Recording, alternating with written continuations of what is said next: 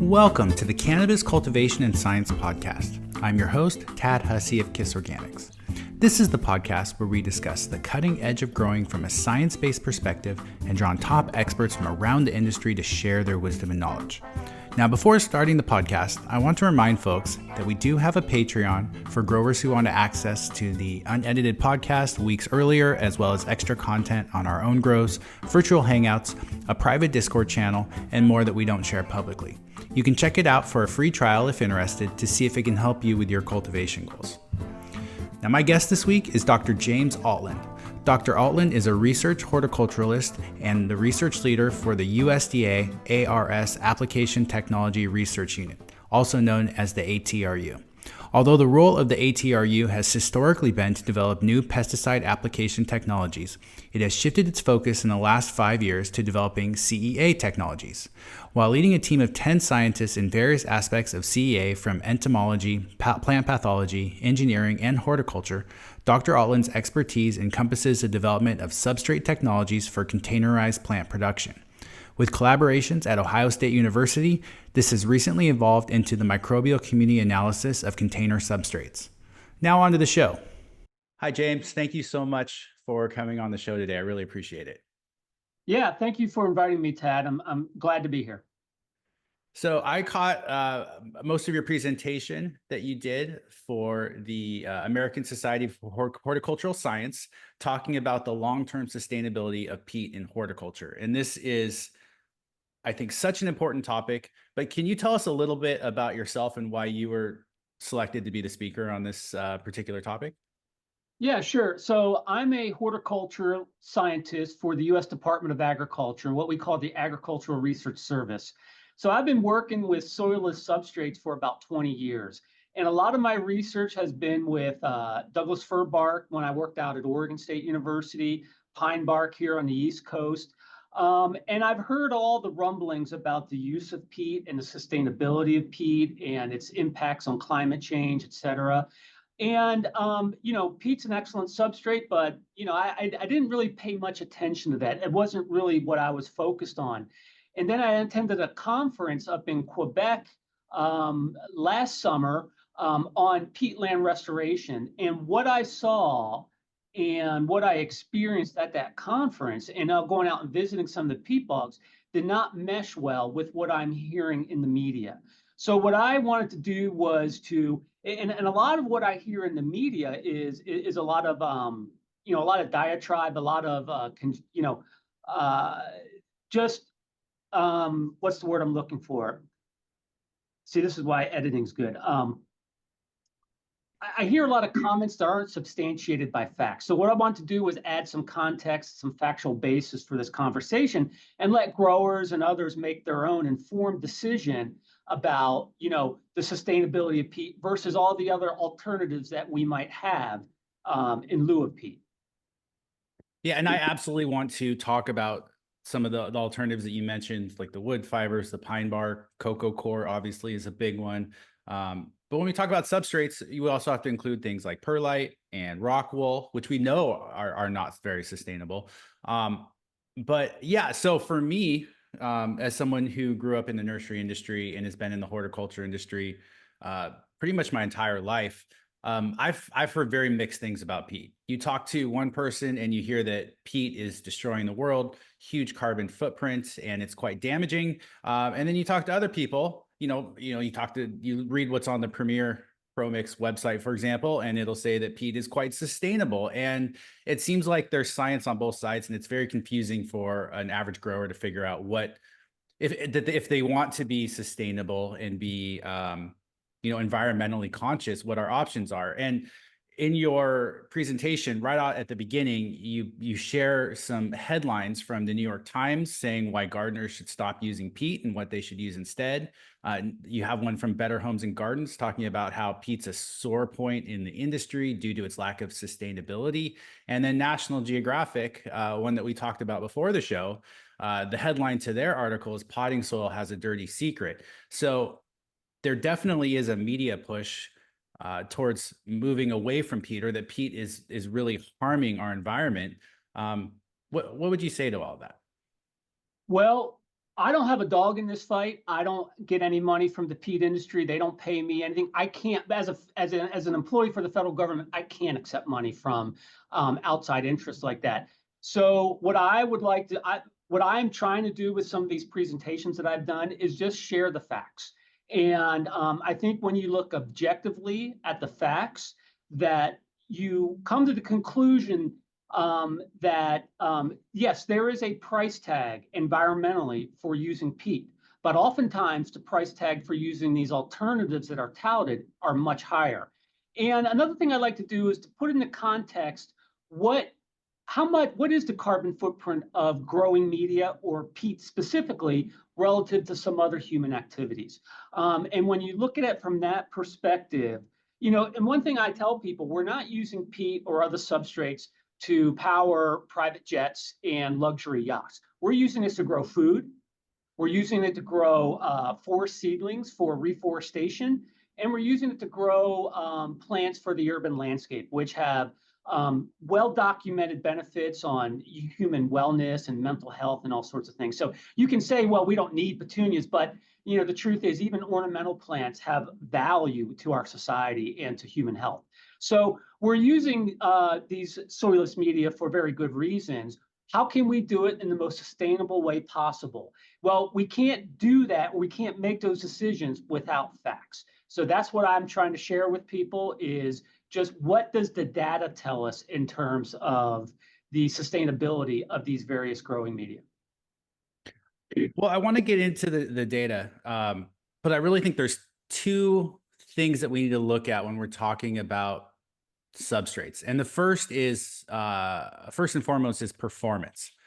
And so before we get into like the sustainability of these substrates, in terms of performance, where does peat rank on the scale of horticultural substrates? Peat's the gold standard. And you can read, I could fill this room with scientific studies, looking for alternatives to peat. And there's a reason why we don't have a good one yet. It's because peat generally outperforms other substrates. The way that it is processed, it's very uniform. It's very predictable. We've been growing with this for over 60 years now. We've just gotten very good at engineering the substrate, developing fertilizer programs and irrigation programs so that we can optimize the growth and development of our crops. Now, when you change that to a different material, oftentimes it requires more fertilizer, more water, more time. And those all cost carbon, energy, time, dollars, everything, labor. So in terms of just ranking the substrates, peat really is the gold standard.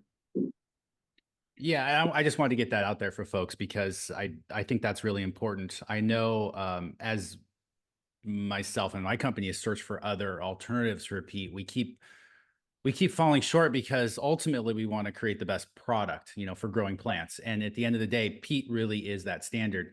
And one other thing, and this is probably a little bit outside of your your world, but in my industry, by starting with peat moss, which is so acidic, it allows me to add more cations, more fertilizer essentially into that media so that I can create a more fertile mix than I could with cocoa coir, for example, because cocoa coir starting with a neutral pH starts pushing us into outside of range, optimal pH ranges for nutrient uptake. So with peat moss, I can add biochar that's alkaline. I can add compost that's alkaline. I can add a variety of different fertilizers to reach a pH range that's still quite acceptable for nutrient uptake.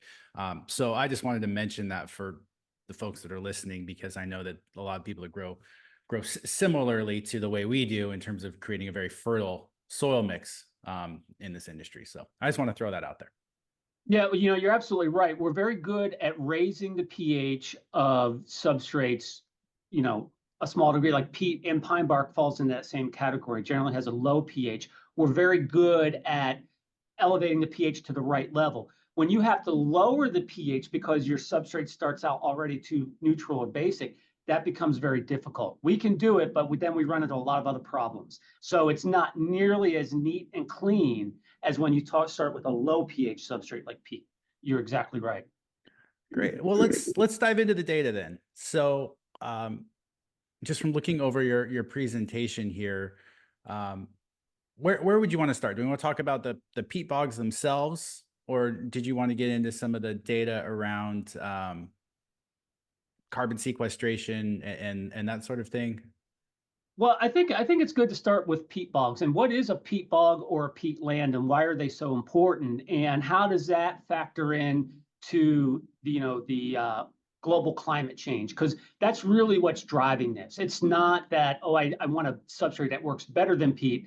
There's a lot of information out there, a lot of disinformation about how using peat affects climate change. So that might be a good place to start if you want to do that. Yeah, that would be great. I didn't really know what a peat bog was. And I think we should differentiate between the United States or I guess North America would probably be better, and Europe and Asia. What is a peat bog, and what is the condition of the peat bogs across, I guess globally would be the question. Yeah, so peatlands or peat bogs are really, it's a type of wetland. So if you think about wetlands, but peatlands are special in that as plants die and start to decay, that the organic matter accumulates faster than it breaks down. So you get a buildup of this organic layer beneath the wetland or the peatland, and that it's a layer of peat then. So that's what characterizes a peatland. Now, one of the important characteristics of a peatland is that water will saturate it up to about near the surface, at the surface or near the surface. As you can imagine, that type of land would not be conducive to building roads or houses or farms or anything else. So the first thing you have to do when you use that land is you have to drain it. So you drain the water off of it, and then that peatland becomes degraded. Now, in the history of humanity, you can look at the history of Europe. They've been using those peatlands for farmland and other reasons for a lot longer than we have been in North America. And what that has resulted in is over half of the peatlands in Europe are now degraded. And a degraded peatland will tend to give off CO2 instead of sequestering CO2 from the atmosphere. The situation's a lot different in North America, where we've just had fewer people. And most of these peatlands in North America are in Canada at very high latitudes. So where there's not a lot of people living to begin with. So the peatlands in North America are in much better health. And so that's one of the things that we discuss. But yeah, so a healthy functioning peatland will have water at or near its surface, and it's constantly sequestering CO2 from the atmosphere. That's what makes them so valuable globally. They're removing CO2 from the atmosphere instead of giving CO2 off. So when I try to visually picture peatland, because peat is primarily just a bunch of organic matter that's broken down and become this sort of stable substrate that we know as peat moss, I would assume these lands are quite rich with plant matter in order for there to be plant matter to be broken down to create the peat. Is that accurate? Like, are there grasses and shrubs and things like that on the land, or are they fairly barren looking? Well, when you talk about peatlands, there are two major types. And one is called a fen. You've probably heard that word probably before, just casually, but a fen is kind of an early development peatland, and they're dominated by sedges and grasses. Over time, and as the characteristics of that peatland change, and basically they start to swell up above the water table, they become a bog. And a bog is typically dominated by sphagnum mosses. So you'll see shrubs and some other plants and even maybe some trees growing in a peatland or a peat bog, but they're dominated by the sphagnum mosses, which is where, as those mosses grow and then decay beneath, that's where we get this coveted sphagnum peat moss from Canada. So yeah, that's true. If you think, and I have some pictures on here that you can show maybe, in the podcast, but I always envisioned them as being kind of like those images you see of the tundra, but there is a little more variety of plant life when you visit them in person, especially the ones that I visited in Ontario. Again, more shrubs, more trees than you might expect, but they are Hmm. dominated in sphagnum mosses. Oh, okay, that makes a lot of sense to me. And that's great you got to visit them. So, what were your initial thoughts when you actually visited and saw them in person? What Well, were the differences between what you had pictured in your head and what you were actually seeing? I guess one of the things that struck me, we visited a what they would call a pristine bog, never been touched or never been altered in any way, and we visited a rehabilitated or restored peat bog post extraction. So they extracted peat from this for 10, 20, 30 years. I'm not sure how long, and then they restored it. You couldn't tell the difference. My eyes couldn't tell the difference, and maybe a biologist would come in and they, see they're looking for certain plant species or something. But to me, visually, they looked very similar. So I was really struck by that. The it's really strange when you walk on these peat bogs. Just how, I guess, not a scientific term, but how squishy they are. I mean, you really sink down in Hmm. them. So they're beautiful. It's you can put your hand down in there and pull up a big clump of peat. It's really it's fascinating to see. Everyone should do that if they get the opportunity. But hearing about the restoration efforts and the success that they had in that just didn't. It's more of a conservation practice, is what I observed, than what some of the media would have you think they're strip mining Canada, and it's just not the case. The area that they're harvesting peat from is incredibly small, and then they're restoring it afterwards anyhow. So it's just a different narrative than what you see in the media. Yeah, let's throw some numbers at people here. And I'm looking at your slides here. And so when you talk about pristine peat bogs, you mentioned that sphagnum mosses grow slowly, about 20 to 120 millimeters per year, and peat Mhm. accumulates at about half to 1 millimeter per year, just to give Right. people some numbers there. What amount of peat is actually being harvested in North America right now, relative to the vast size of these geographically of peatlands? So, and let me pull up those numbers so I don't say something inaccurate here. And while you're looking that up, I'll add one more fact here from your slide, is that peatlands cover about 3% of the Earth's land area, which I thought was really interesting. I wasn't aware of that. And it's a massive source of carbon sequestration, which is why That's this is right. such an important topic for people that are concerned about the environment. So, Well, let me get back to that point because that's really interesting too, because that gets to the heart of the problem.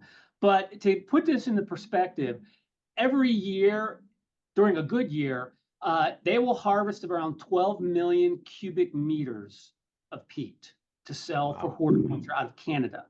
Now, you can estimate this several different ways, but what I've estimated that the peatlands in Canada are accumulating about 600 million cubic meters of peat every year. So they're harvesting 12 and another 600 million cubic meters are being generated.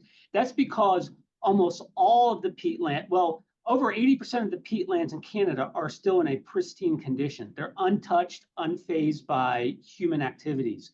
So although they grow at a very small rate, there's such a massive land area that is growing peat that it's accumulating 50 to 100 times faster than it's being harvested for horticultural purposes in Canada.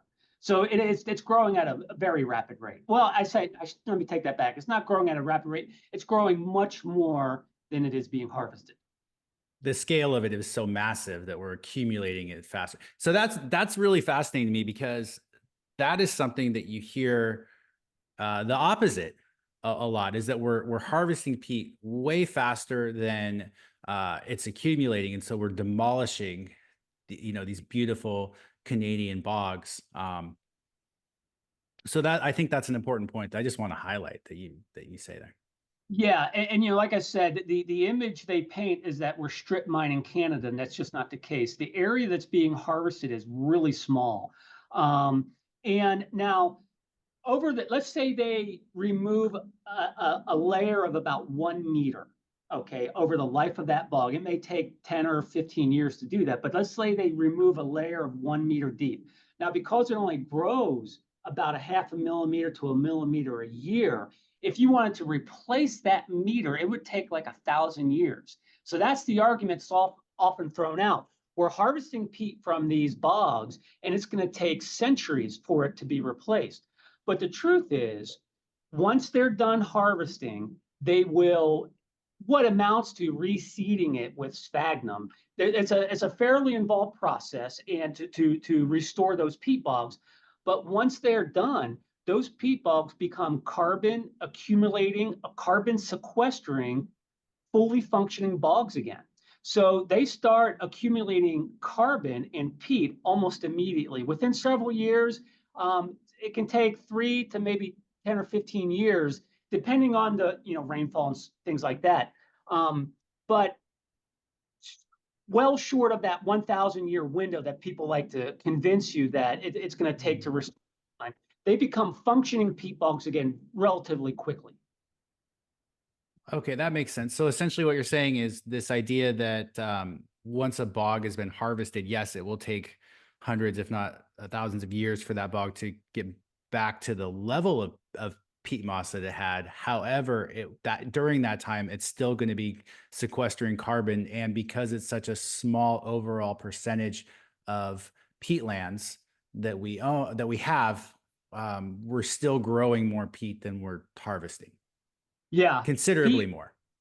Massively more. Peat in Canada is accumulating way faster than horticulture is using it. By again, 1 to 2 orders of magnitude faster. Okay, and let's touch on that. So the peat moss, sphagnum peat moss coming out of Canada is primarily used. 90% of it, according to your slide, goes to the United States, and it's all used for horticulture. Yes. However, this is not the case in Europe. So Europe is a very different situation than North America when it comes to the uses for peat. Can you touch on that a little bit? Yeah. Now, one thing Europe does have in common, all of the peat harvested in Europe, 96% of it stays in Europe. So that's one of the first things that drew me to this discussion. Europe has a much longer history than we have here in North America. And I can touch on that a little bit too in terms of population. But, the peatlands in Europe are in very bad condition. The peatlands in North America are in relatively very good condition. So what we do in North America for growers, I mean, we're using, the peat from Canada. It should be based on the conditions here in North America. Let Europe handle their problems. The peat we use in North America comes from North America. The peat used in Europe comes from Europe. But now getting back to Europe, right now, 62% of the peat that they harvest there is used for energy. That's something that has never been done in North America. They have never used Canadian peat to generate fuel or to, heat homes.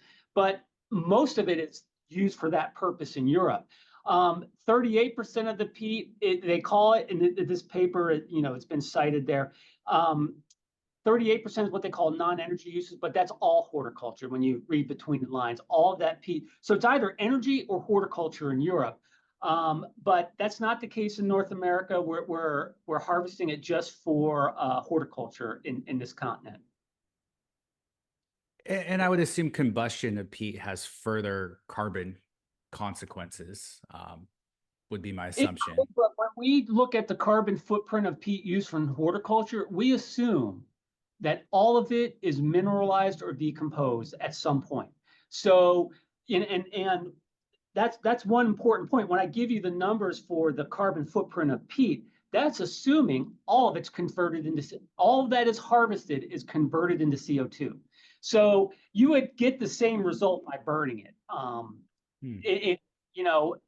But even that said, when you look at the numbers for the carbon footprint of peat, is relatively small compared to other human activities and even other substrates. That's interesting because when I think of peat used in horticulture, I assume that there's an ecological cost to the harvesting, which there is. But then Yes. once I, as a consumer, receive that plant or soil, that plant that's planted in the peat moss that I'm planting into my yard, I look at it more as a redistribution of peat moss into, my local native soil or some other. I mean, I realize there are people that are using this media and then it's ending up in landfills and things, which is unfortunate. But that to me has, I guess, a different ecological or environmental impact than combustion. I agree. No, you're right. That's 100% correct. However, when they calculate the carbon footprint, you may not see this, but that peat within 100 years is going to decompose probably completely in your yard. If you Hmm. plant, azalea in your garden, the peat moss is going to be gone within 100 years. So they're assuming all that has been converted to CO2. So when you look at the carbon footprint for peat, that's a worst case scenario. And Okay. it's probably, as you say, much better because you're using it to grow plants. Maybe you're using it to grow 4 seedlings that turn into 80-foot tall, spruce trees on the side of Mount Hood. Um, who knows? But the carbon footprint, the way they calculate it, is a worst case scenario, and most of it comes Got it. from the actual carbon stored in the peat. Okay, so what were your findings in regards to the studies and research on peat and other substrates and their carbon impacts? Well, one thing I'd like to bring up first before we get into that is just the global climate situation. Now, why this is such a concern to so many people is that if you look on planet Earth, and this in that slide deck I showed you, this is on slide 12. Um, right now, there are about 885 gigatons of CO2 stored in the atmosphere. And a gigaton is just simply a billion metric tons. So 885 billion metric tons of CO2 or CO2 equivalents in the atmosphere. Um, Soils around the globe contain about 1,700 gigatons. Of that, 550 to 600 gigatons are stored in peat. Now, the problem is, and the concern is, what if we continue to degrade peatlands, if we continue to lose that carbon into the atmosphere, what if even half or a quarter of that 550 to 600 gigatons is released into the atmosphere to join the 885 gigatons already there? Well, that would be an ecological disaster.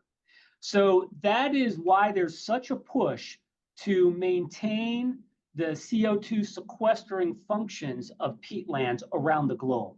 And that's the concern. Now, if you go to the next slide, this shows how the change in CO2 levels caused by human activities around the globe. And basically, our biome, forests, grasslands, et cetera, can absorb about 6.6 gigatons every year. The ocean absorb about 2.8 gigatons. So planet Earth, under natural processes, is absorbing around 9 or 10 gigatons of CO2 from the atmosphere every year.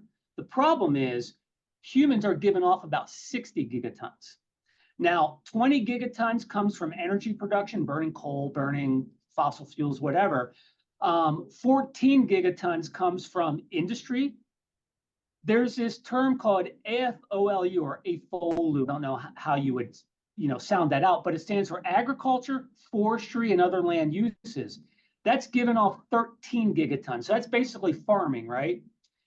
Now, in that number, there's the Canadian peat industry that is responsible for generating 0.0009 gigatons.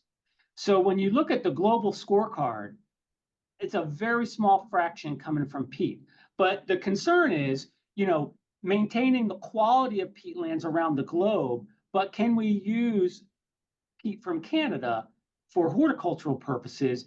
And, based on this data, the carbon footprint on an annual basis of using horticultural peat is so small, it's not zero, but it is very small relative to other human activities. Yeah, so I'm looking at your slide, you're saying like 8.7 gigatons of carbon or CO2 is released through transportation, Yeah, and airplanes, then cars. yeah, Yeah. but yet Canadian peat is 0.0009 gigatons, so it's substantially less. I mean, this is a pretty terrifying slide when you think about it in terms of the amount of sequestration we're having relative to the amount of release. Um, but Yeah. in terms of Canadian peat, it's you're saying it's rather negligible or small. Negligible relative to other activities. And, we should always strive for zero. But again, we're growing plants. We're using this peat. We're not burning it for fuel. We're not, powering luxury yachts. We're growing food. We're growing, forest seedlings, and we're Mhm. growing ornamental plants. So it's, So it has further sequestration properties as it adds to our overall quote unquote biome as it's used in this image. That's absolutely right. And one of the things I talk about at the end of my talk is that the only tool we have right now, the only reasonable tool we have for reversing CO2 levels in the atmosphere is reforestation of land that is currently not forested in the United States and around the globe. And the only reasonable way to do that is to drastically ramp up our reforestation nurseries, our forest seedling nurseries. And now studies by the forest seedling industry has said the best way to do that is use container grown forest seedlings that use peat. So an irony of Hmm. ironies, peat is the one material that may help us get out of this mess. That is interesting. Hmm. So before we move on, can you just touch on Europe again? Because you mentioned that a lot of it's used for energy, that it has they have all these issues. Is there, I mean, in your opinion, is there a solution for folks in Europe in terms of other options, or is the conversation around peat quite different? Like if you lived in London, would you use peat moss versus if you lived in North America? Well, I believe in Europe there is much greater scrutiny. Now they've banned all harvest of peat from Ireland. So they had to shut down peat harvesting completely. And now what has happened though is they're just getting their peat from somewhere else, like Latvia or Estonia. So Hmm. they haven't stopped the use of peat. They just shifted where it comes from.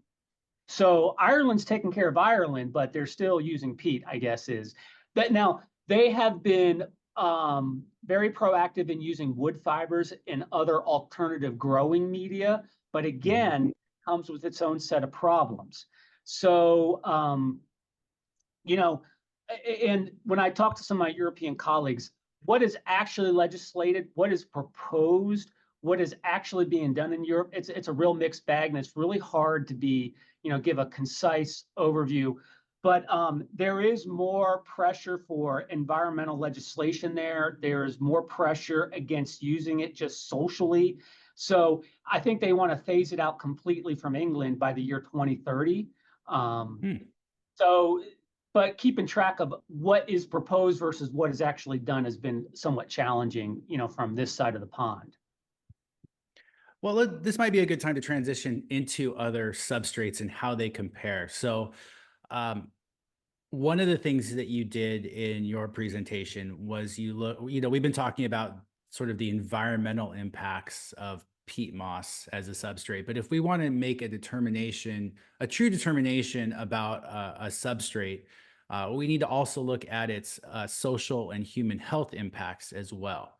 Um, That's correct. Yeah. which I think is a really important aspect, especially when we start talking about things that are being transported over large distances to get to us. So, yeah, let's dive into it. So, can we kind of cover peat moss first from sort of this, I think you call it a life cycle analysis in terms of human health effects, social effects, environmental, and then we can do the same with some of these other substrates? Yeah. So now some of your listeners probably have heard about this before, but there's a process called a life cycle analysis or a life cycle assessment where they try to quantitatively measure the impacts of any service, any process, or any product on the environment, human health, society, and they're constantly expanding what they can measure the impact on. But the goal of these is to do a fair and objective quantitative analysis to determine how these products impact again society and the environment. So when we look at peat, we can measure the big one is the carbon footprint. How many kilograms of CO2 per cubic meter of peat is released in the atmosphere when you harvest that peat and use it for horticulture? So they've done that, and those values range from 20 to 150 kilograms of CO2 equivalent per cubic meter. Now, what is, you can look at different studies. Each study makes a different set of assumptions. Where was that peat harvested? How far was it transported? And then how was it used? So based on those assumptions, they will come up with slightly different values. But generally speaking, most of the values range from about 20 to 50 kilograms of CO2 per cubic meter. One of them was as high as 150. So there's some variability there, but now, as we discussed before we got on here, a lot of this data comes from Europe. So we only have one study, to my knowledge, that was done in North America. And I think they determined that the carbon footprint was about 50 kilograms per cubic meter. So now you compare that to core, just in terms of its CO2 equivalents or its carbon footprint. In most studies, but not all, in most studies, core has a slightly lower carbon footprint than does peat. But now the carbon footprint's only one part of the story. You can look at the environmental impact that also considers things like terrestrial acidification, fresh and marine water eutrophication, ecotoxicity, land use, fossil resource scarcity, and water consumption. When you factor all those in, core has a higher relative impact than peat, usually much worse. And a lot of that has to do with how core is processed. It uses a tremendous amount of water, and it also releases a high salt load into the environment wherever it's done in order to, flush the salts from the core pith. So, yeah, when you look at the total environmental impact, generally peat has a much lower impact than does core or other products like rock wool and perlite. Yeah, when I first started looking into this, I was trying to put together an article comparing peat versus cocoa because it was something that I was interested in. And one of the things that I found was with cocoa core, like you mentioned, there's a huge water consumption, and water is at a premium. These days, clean water is something that we struggle with globally. So we're using a lot of water to flush all the salinity. Like you mentioned, that salt has to go somewhere. And then that clean core has to be dried and compressed and shipped all the way over here to North America because it's being harvested in tropical areas. And then the other thing that surprised me too that we haven't talked about and that falls under sort of the social human health aspect is the respiratory effects that this was having. It may have been generating economic wealth for a particular community, but it was causing huge respiratory problems for the workers that were collecting the core. And I don't know if that has changed since I first looked into this 15 or so years ago, but that was something that I thought was a considerable point to consider when making a substrate decision too. Yeah, you're absolutely right. Now, all the core today, most of it comes from Sri Lanka or India, although they are trying to develop some products from South America as well now, harvesting from South America. So we'll see how that goes. But you're right. They can also measure human health impact. It includes things like toxic effects, carcinogens, respiratory effects that you mentioned, ionizing radiation, fine particulate matter, and ozone depletion. And when you factor those things in, again, in every study that we have data for both peat and core has a higher human health impact than does peat. And rock wool, in one case, rock wool was actually lower than core, but rock wool was also pretty high. So yeah, you're right. Now, one thing I will say is that I believe there's been a lot of investment in the core in the last 10 years. So some large companies from North America are investing in that. And I think they are, so, you know, you're right. When we first started using core, there was lots of concerns about worker safety, worker conditions in some of these developing countries. But I think a lot of that has changed. And I think, corporate investment and those sorts of things has improved that situation. Although I don't have firsthand knowledge of it, that's just what I suspect. But still, I mean, these studies were done in the last 2 or 3 years. The human health impact of core is still greater than what peat is. And along with this, I just would like to add that I'm making personally the assumption that rock wool and perlite are worse substrates than peat or cocoa. So I'm kind of ranking them in terms of environmental impact as from lowest to highest, going sort of peat, cocoa, and then I would assume perlite, then rock wool Yeah, as the look, major substrates. rock wool is something that's used, of course, by hydroponic growers, and that's kind of almost a whole different category. You either use it completely or not at all. But perlite's something that we've always traditionally mixed in with our substrates, especially peat. And I think everyone in the industry, from grower up to substrate providers, manufacturers, everyone, that's the first thing that people are looking to replace. That's kind of, people are looking to get away from perlite. And now I get a nasty email from the perlite manufacturers every time I say that, but that's just, the reality. Yeah, that's a tough one because I mean, perlite works so well. Now we use pumice in our soil mixes because um, it's heavier, which is great from a substrate perspective, but in terms of shipping and those sorts of things and fossil fuel cost, it's definitely higher to move pumice around. One of the things that's so awful about the cannabis industry, which I'm a part of, is that a lot of people are throwing out this media. So whether, at least with Rockwool, people are now starting to reuse it and things, but the amount of perlite, the amount of cocoa coir and peat moss that gets put into landfills or dumped out every round is really quite a contributor, I think, to environmental damage.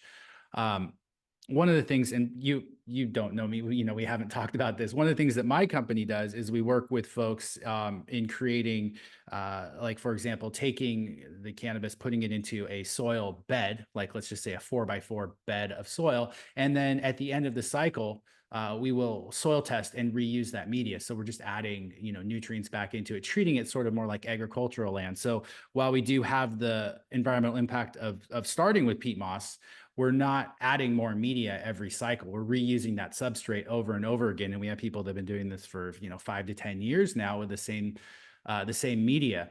And so that to me feels better, at least when I'm using peat. At least I feel like I'm creating a highest use case for it from a horticultural perspective, to where I'm having less environmental impact once that soil is sort of created and in place.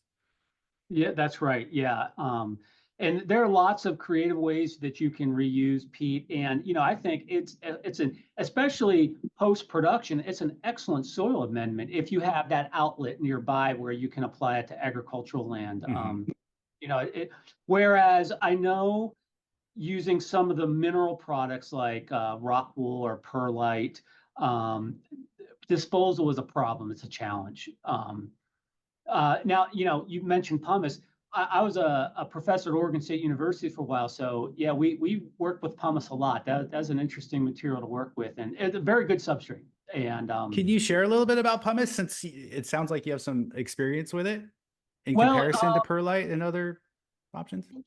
I guess in the Oregon nursery industry, it was used. Now, this is outdoor nursery crops, woody plants, container nurseries. It was used almost exclusively relative to perlite. We didn't use perlite in nursery crops. We used Douglas fir bark and pumice. And so I went and visited. At the time, there were two sources of pumice in Oregon, one from the Bend area and one down southern Oregon. I forget the exact region. But just visiting those, those pumice the pumice mines, and seeing how they mine it from the ground. And then looking at some of the chemical and physical characteristics of the pumice and how it's used in in nursery crops. And I've wrote some articles years and years and years ago. I don't remember the details anymore, but and we use it like 10 to 20% of the growing of the container mix. So it was a relatively minor component in the substrate, but yeah, it was interesting looking at it, especially visiting the mines and seeing how it's extracted and processed and that sort of thing. And what are the differences between perlite and pumice for people that are unfamiliar? Well, I would say the primary difference that you mentioned is the weight. The pumice is just heavier, and almost, if you're not, to the untrained eye, it might even look the same, feel the same. It's it's a porous volcanic material, and the pumice out of Bend was very white, and so you might almost be tricked into thinking it was perlite. The pumice out of Southern Oregon it was stained. It was the ribbon of pumice they were mining was closer to the soil surface, so it was stained a little more yellow, and it didn't look as bright, gleaming white as the Bend pumice did. But other than that, as far as growing media, other than it increased the bulk density of your media a little more relative to what perlite, you really didn't measure anything. There was no measurable difference in chemical properties or otherwise, at least from what we've done. It was just, about the same particle size. Now, the products that were used in the nursery industry were a little dustier. They had a lot of fines in them, the pumice product, unless you had a double screen. But otherwise, it was very similar to perlite. Yeah, we had to move to using 2/3 medium, 1/3 large pumice for that reason. When we used just medium pumice, the amount of fines in there actually created less aeration, ended up being this sort of goopy mess. So that is a good point. One thing, as I think about other things that we can add to media for aeration, and I want to transition into pine bark next, but as I look for other options for aeration in my industry, people will use rice hulls as a form of aeration, but that has sustainability issues, and it also is potentially a source of arsenic, which because cannabis is being tested now for heavy metal content at very, very strict levels in some regulated states, that can be a huge contributor and a big problem. That also makes it hard to use things like volcanic lava rock, because as that breaks down, if you're reusing your media, that also could be adding heavy metals. Whereas the pumice that we've seen is pretty clean relative minerally. It doesn't really have a lot of heavy metals. So I just wanted to mention that as a sort of an aside around, aeration options. I haven't found a better one, but maybe exploration of pine bark or some of these other wood substrates is a possibility. I mean, what are your thoughts on them? Yeah, so one thing is that I did research with biochars about 10 or 15 years ago, and the problem was, at the time, it was an interesting product to work with, but there was no source, no large volume source of it. And as much as people talked about it and how exciting biochar was, you really couldn't find it for a reasonable price. Well, that's changed now. I don't know what has changed in the energy sector, but now there are more sources, abundant sources of biochar commercially. So that's something that I know one of the major substrate manufacturers now are using biochar instead of perlite as the kind of the coarse, quote unquote, aggregate that you put in the media to provide drainage. And so presumably biochar would be very stable for very long periods of time, and not have some of the the heavy metal toxicities that you might find with other mineral sources from the ground. Wood fibers are something, I think we discussed this a little bit before we got on the air. That's something that started in Europe, and now you can find an abundant supply of that in North America as well. There's at least one major manufacturer, and there may be two or three coming online soon. But literally taking the wood portion of pine trees and I'm not sure the mechanical process that they put it through. It's some sort of disc extrusion, I think, but it creates a fiber. It's almost like a wooden Brillo pad is what it feels like. Very difficult to mix and very difficult to work with from a mixing standpoint. You need specialized equipment to do that. But if you have that equipment and you can mix it, it does create a fairly good substrate. You can replace up to 30 to 40% of the peat, or maybe use that as the aeration component of your media. Yeah, I want to back up for a second. I'm really glad you brought up biochar. It's something that I sort of take for granted because it's something we've been using for a long time, and I've done podcasts just on biochar because I think it's so fascinating. But yes, that is another great option. I haven't experimented with using it as more than 8% of my total media, primarily because of cost. And again, when we talk about biochar, it's like compost. Just for listeners, keep in mind, they're not all created equal. Particle size is going to have a big impact in terms of the gas exchange, moisture retention, aeration effects of biochar. So don't just go out and buy a bag of biochar and think that you're going to get these results. You need to do a little bit more research into it. But yeah, I think biochar would be a great solution. It's still, I think I still find it prohibitively expensive to get quality biochar in a media at a high percentage. But for a home grower, that might be quite reasonable to consider experimenting with at higher ratios than the 8% that we go with. Yeah, and what we have been working with is more of like a 15% on a volumetric basis. So we're probably closer to you in that regard. Uh, yeah, and again, as a scientist, one of the last things I think about sometimes is the price, which maybe I should think about that more often, because that's what the grower ultimately is going to be looking at. So I'm not sure what the cost on the material we've been working with has been, but it's a wood-based biochar. As when I work with these companies that do the pyrolysis, that they're primarily after the fuel and the biodiesel and the biogases. And then they have this black stuff, this solid material at the end. It's like, hey, what do I do with this?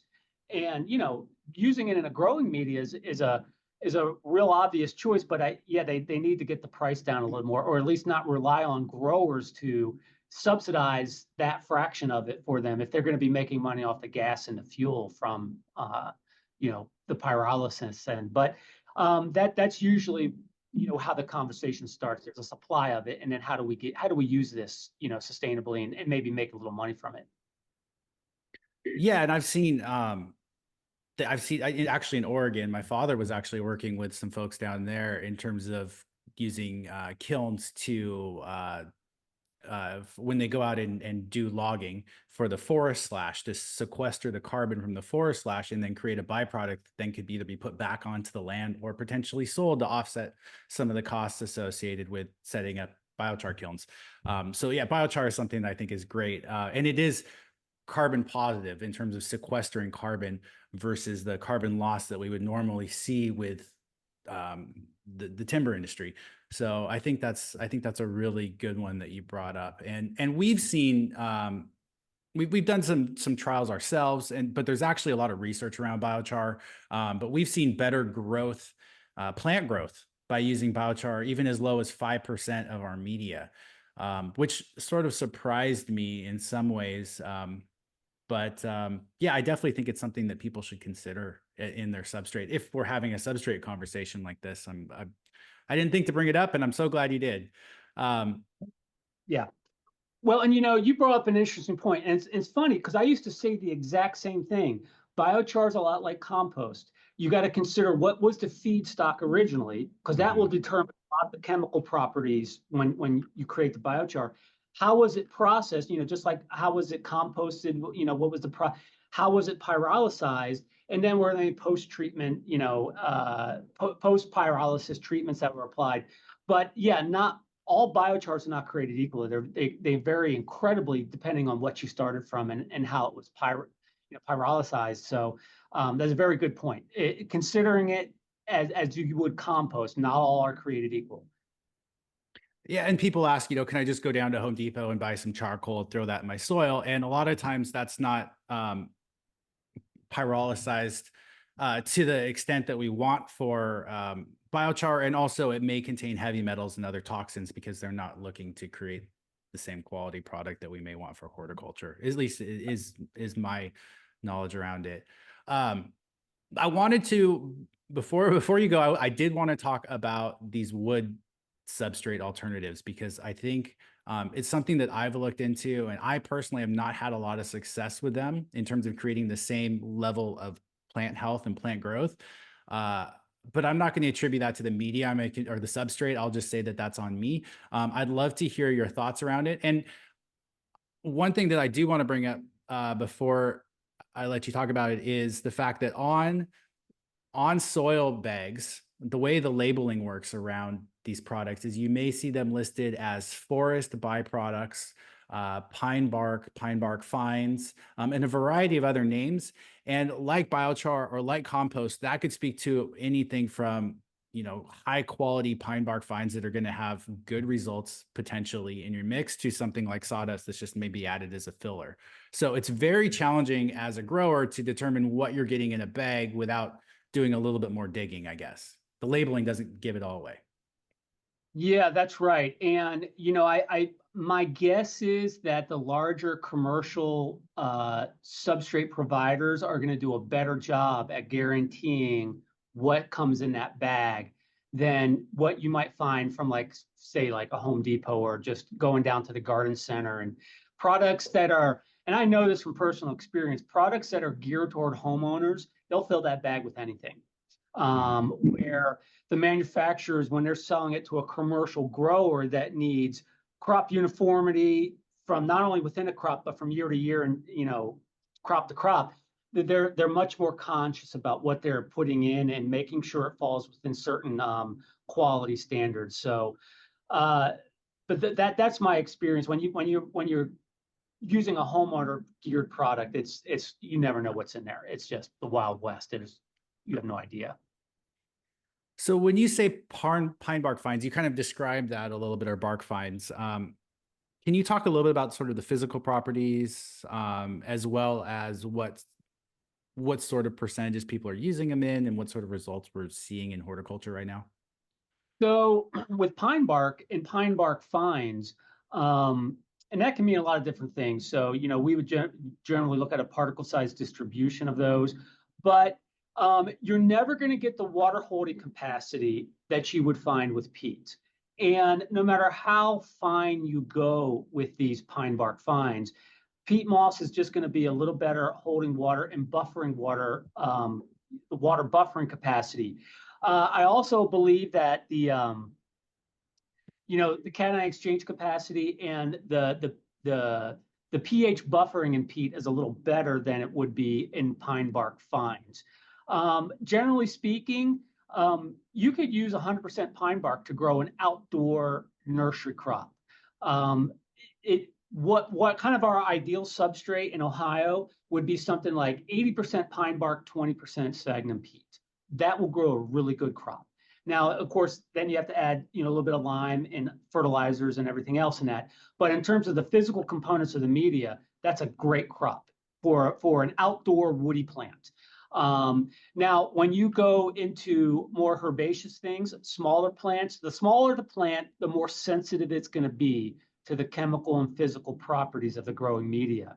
So that's where peat moss generally does a lot better than pine bark would. But large, robust, woody plants, we have a saying, you can put 20% of anything in those pots and it's going to grow just the same.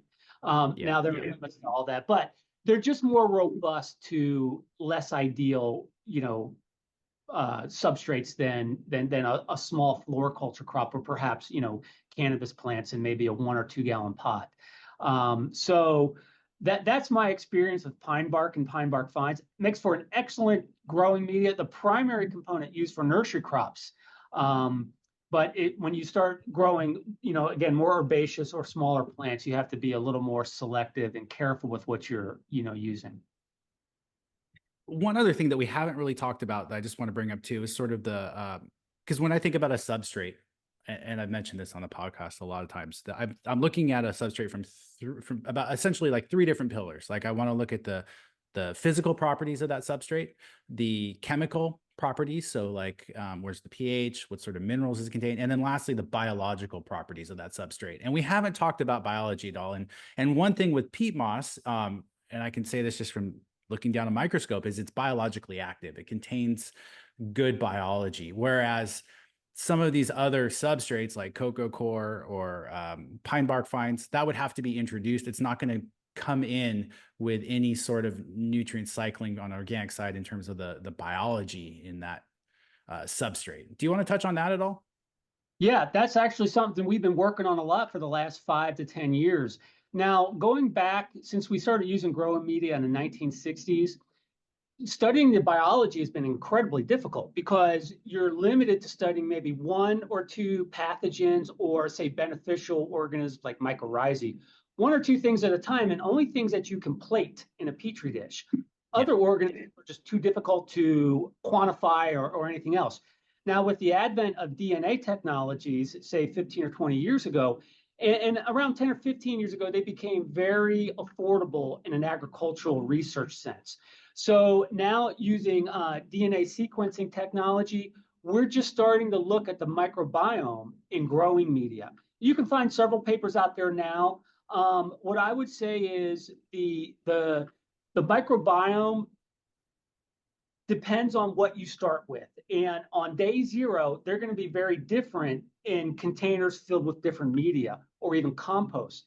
But after 2 or 3 months in that growing media, under those conditions with the irrigation, the fertility, the temperature, all of the environmental conditions that you have, that's going to select for a certain consortia of a microbial community.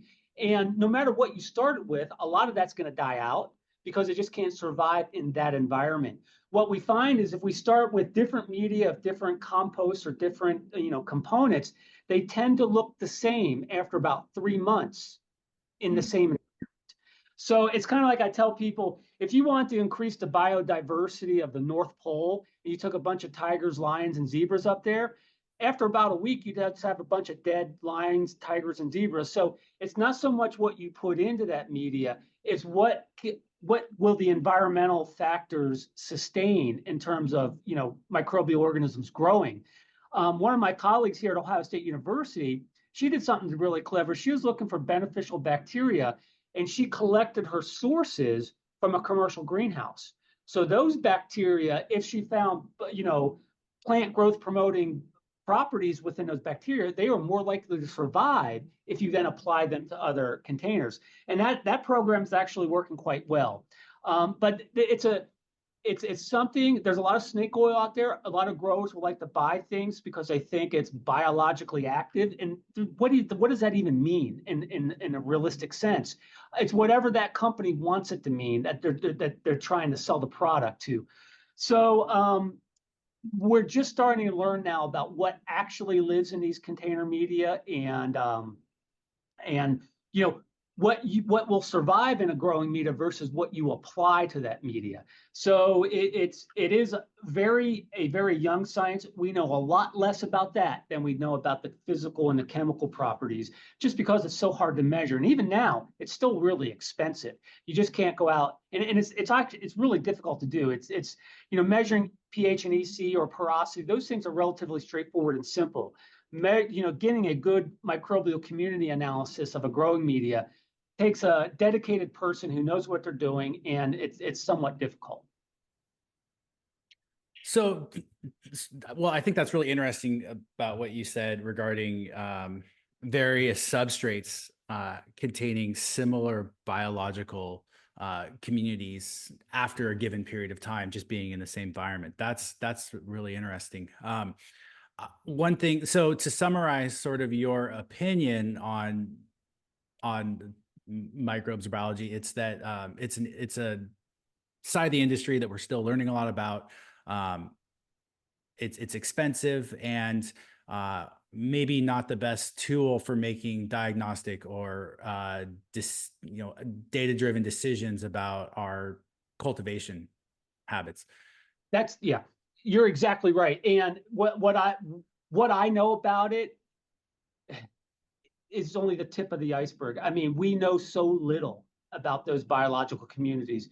Even if you looked at all the papers that have been published to this day, it's just a small amount of information, and we know less than what we know. I mean, we have a lot to learn about that before we can make any really conclusive decisions, or give it conclusive advice on what you should or should not do. All I'm talking about is based on the scantest amount of information, what I've observed on some of the studies that we have done on how these communities start out and how they change over time. But again, we have not done nearly enough research on this to speak authoritatively, and we just don't know enough to really say one way or the other. Yeah, I went to a talk by a soil scientist at a college, 10, 15 years ago now. And one of the things he said that really stuck with me was, he said, we know more about the surface of the moon and the depths of our ocean than we do with what's going on directly underneath our feet. We just don't understand that biology, and it's so complex. And I also got to attend at the International Soil Science Society of America conference one year. Oh, it's a mouthful. Was a speaker that did research doing DNA analysis on agricultural lands in relation to hydrology. And so basically they measured, they looked at all of what was in a soil when the soil was dry, and then they came back after a rain and measured it, and then maybe after a watering event, and then again let it dry out. And you saw a massive change in fungal to bacterial ratios. You saw a huge change in the consortium microbes that were present. It's such a complex community, and yet I see people making decisions about their cultivation habits based off of what they see under a microscope. And I'm literally looking at my microscope over here because it's something that I like to do, but I use a chemical analysis, a soil test, because like you said, we have very reliable metrics around EC, pH, the levels of calcium and magnesium and potassium that we know a particular crop needs. And so to me, those are more data-driven variables than the microbiome, even though it is quite important. Yeah, you're absolutely right. That you just nailed it. That's exactly my assessment of it now. And again, we just spent 5 years doing studies on the microbiome, and we just know so little that it's really hard to make, yet, like you said, data-driven decisions based on, what we do know. Yeah, I mean, we do know that compost is this magical tool that we have in our arsenal that we can add into soils and see these, because it is such a concentration of microbes that we see such great results from it when used properly. But in terms of identifying the microbes, and I think that is a challenge. But I look forward to what research is coming out of your university and others on this topic. Yeah, and it's going to be slow, I fear, just because of the expense of it. But it is, it's really, to me, it's the last frontier.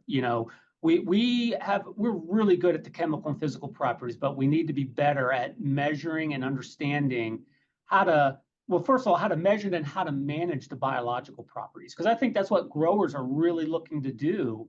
They understand the importance of the biological component, but we just don't know enough to know how to manipulate it or how to use it to our advantage. Great.